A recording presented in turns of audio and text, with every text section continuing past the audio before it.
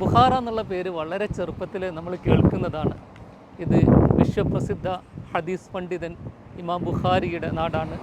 ഒരുപാട് ചരിത്രങ്ങളുള്ള ഒരു ഹിസ്റ്റോറിക്കൽ സിറ്റിയാണ് ബുഖാറ. ബുഖാറയിലെ ഏറ്റവും പ്രധാനപ്പെട്ട നിർമ്മിതികളിലൊന്നാണ് ഈ കാണുന്ന arc of Bukhara.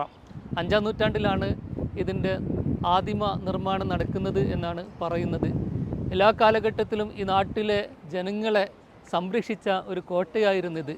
Genghis Khan 12-ാം നൂറ്റാണ്ടിൽ വന്ന് ആക്രമിക്കുമ്പോൾ സംരക്ഷണാർത്ഥം ജനങ്ങളൊക്കെ പോയത് ഈ കോട്ടയ്ക്ക് ഉള്ളിലാണ്. ആ കോട്ടയുടെ അകത്തുള്ള മസ്ജിദിൻ്റെ മിഹ്റാബാണ് നമ്മൾ ഈ കാണുന്നത്.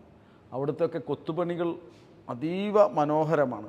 ഈ കോട്ടയിൽ നിൽക്കുമ്പോൾ ഞങ്ങളുടെ പിന്നിൽ കാണുന്ന ഈ മനോഹരമായിട്ടുള്ള മിനാരങ്ങൾ, നീല നിറമുള്ള മിനാരങ്ങൾ, ഇത് ഉസ്ബെക്കിസ്ഥാൻ്റെ ഒരു ട്രഡീഷണൽ കൾച്ചറിൻ്റെ നിറമാണ്. ബുഖാറ ഓൾഡ് സിറ്റിയുടെ പല ഭാഗങ്ങളും നമുക്കിങ്ങനെ കാണാം.